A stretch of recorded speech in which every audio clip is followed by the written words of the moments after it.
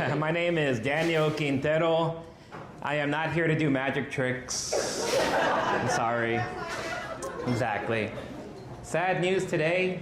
The United States just created the last penny for circulation. Now I don't know where my wife is going to give me my allowance. You like how I said, Mom, Freudian slip? You know how they used to say a penny for your thoughts? Now they're going to say, shut up. I'm really happy to be here with y'all because comedy is a conversation. And I was really bad at that growing up.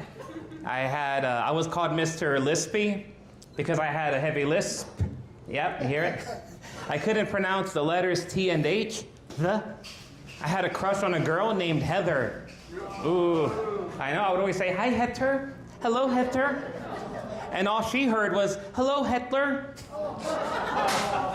Yeah, I tried to do tongue twisters every single day, but they never made sense to me. Like, Sally selling seashells by the seashore is seriously the worst place that Sally should be selling seashells.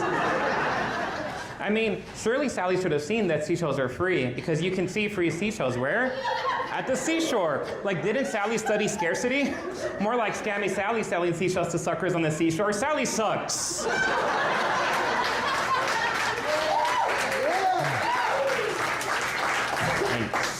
Yeah, I said that 5 times fast every single day. 90% cured my lisp. I still never got to date Hitler.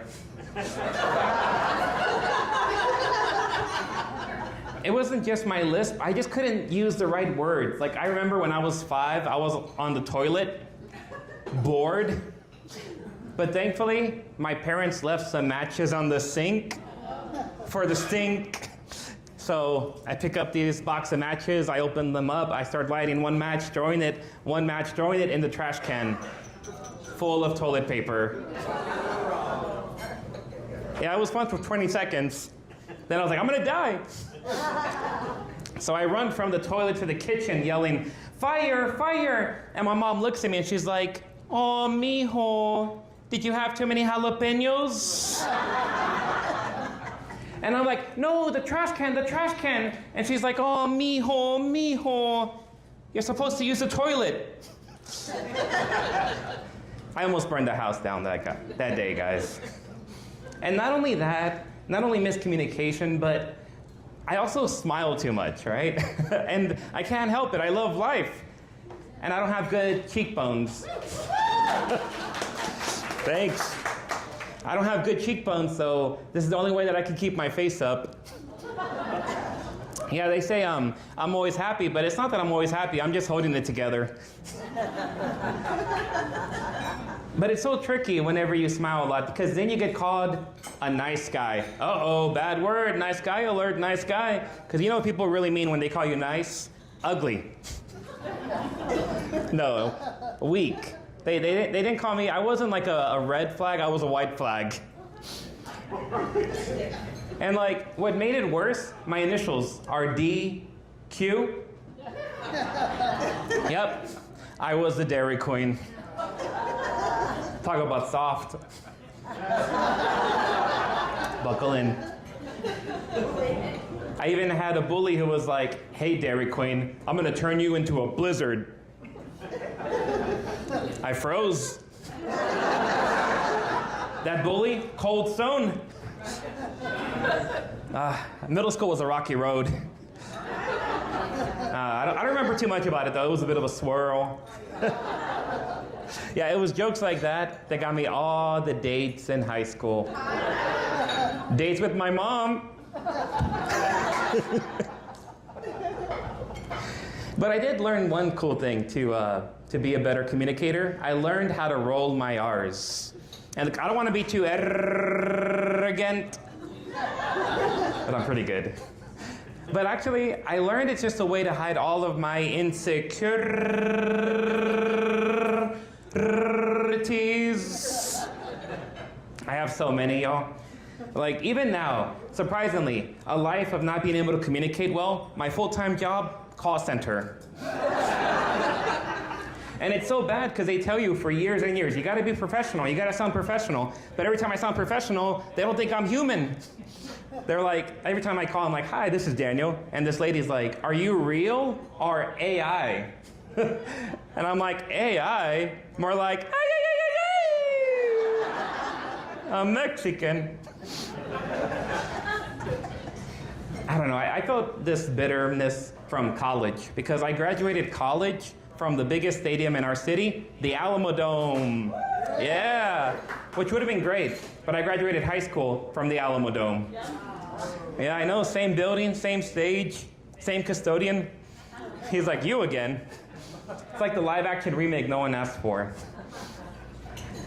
And like, you know, like to combat this insecurities that I've had, I learned that I wanted to become a different character, a different persona. When I was 12, I saw the word arriba, and I loved it. I claimed it was mine. And then I hit puberty, so I became a dude. And that is why I call myself now Arriba Dude. I wanted to do with y'all what I do every morning. When I say arriba, you say dude. Arriba. Arriba. It's like Bloody Mary. You say arriba 3 times in the mirror, a Mexican comes out and looks at you. Most kids had an imaginary friend. I had an imaginary me. It was wonderful. And like, this Arriba Dude character gave me confidence. It made me feel like I have all the Spanish flair with none of the fluency. Yep. I know, I'm another Mexican American, y'all, who doesn't speak Spanish well. My family calls me the white sheep. And like, I've tried to learn, y'all. I have. Like, I even said my wedding vows in Spanish. I hope I'm married. I mean, I said yes to something. Actually, when I first started dating my wife, I learned about the love languages. There's a book. And I learned that our love language was physical space. We met online. Any singles in the house? Yeah, online dating? Okay, do it tomorrow. It's wonderful. Although people say guys and girls have different experiences with online dating, and they're right. Because I was online dating for 3.5 years, and she was on it for 3 days. Yeah, that means I paid $20 a month for 3.5 years looking for the love of my life. She found me during her free trial. I'm a free trial husband. But thankfully with auto renewal. And it was fun doing online dating. And then we met in person. I got to take her to San Antonio because she was from Boston. And of course, as soon as he lands in the airport, I drive her to the best place that we could go. Remember the H-E-B? Yeah, I told her I'm so obsessed with H-E-B. I told her that, you know, if we have a kid, I want to name, if it's a boy, I want to name him Heb. If it's a girl, Hebita. But it's true, like, everything I own is made by H-E-B. They are the new China. I think I started to have this idea because when I was younger, I even thought H-E-B came from God. I remember learning the Lord's Prayer in CCD, give us this day our daily bread. And I was like, where does my mom give us our daily bread?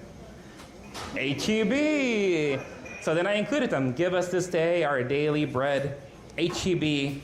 Here everything's better, no store does more, amen.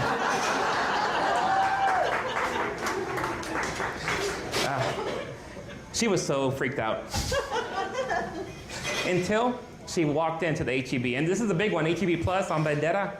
She looked all around, and she looked at me and she was like, if we have twins, Cambo Loco. Her name is Corrales. Corrales, isn't that beautiful? And I learned because she's Puerto Rican that a lot of Puerto Rican names actually have that "is" ending. Corrales, Janeris, Joselis. And you know, I asked her once, why is that the case? And she's like, I don't know. It is what it is. Yeah, but it was fun dating her and marrying her. And it was crazy because I didn't actually date, as you know, in high school. I didn't really start dating until college, as it should be, right, parents? Right? Okay. Yeah. There we go. And I remember, because I was like, I want to be very intentional, right? Like, if I like a girl, I'm going to ask her out. And thankfully, girls were also very intentional in saying no. And I remember this one girl told me no in the worst way possible. The worst thing that you can hear from a girl that you're trying to court. She said, "You know, I think you would be a really good priest. You should go to the seminary." Y'all, that was not the confession I was looking for. And I thought getting friend zoned was bad. I don't know what to say to that. But a few months later, I was in the seminary. For many reasons. My faith is important to me, and especially growing up, my favorite movie, well, I watched it every Saturday with my grandmother, The Exorcist. Yep, we would watch it every Saturday. I would look at it, watch the whole scene. I'd be like, I want to be that when I'm older. The priest, not the demon. So of course, when I went to seminary, it's a big commitment. And I was committed, right? I said my goodbyes. It's a 9-year commitment. So I said my goodbyes to my family. I packed my bags and I went to seminary. And 3 months later, I was home again. Yeah, it was a beautiful experience, but when I got there, my spiritual director asked me if I'm here because of a bad breakup. Apparently, no one likes to be used as a rebound. Not even the church. But my wife and I, we still kept our faith. We met on a Catholic dating site. It was only $20 a month and 10 Hail Marys. And it was beautiful, it was beautiful. And we still go through this journey of life together, always trying to lift each other up. And I remember it was very beautiful because when my wife and I went on our honeymoon, we did a honeymoon road trip across the state of Texas. Yeah, we stopped through all these little small towns, including a town called Gatesville, Texas. Some of you may know. It's the prison capital of this state.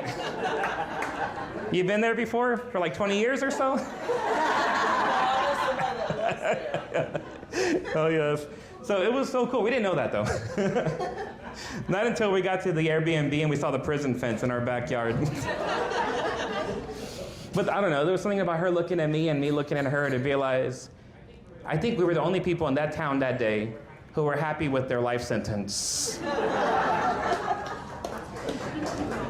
And that's what I've learned, y'all, that it doesn't matter what insecurities you've had, it doesn't matter the miscommunications you've experienced, it doesn't matter what lists, or it doesn't matter what Sally sold. All that matters for me is living a life of purpose, doing things with love. And that's what I realized, that as long as I can focus on that, then I think I'll die happy. Unless I die in the Alamo Dome. It is what it is. I am Daniel Quintero, and I am arriba, dude. Thank you very much.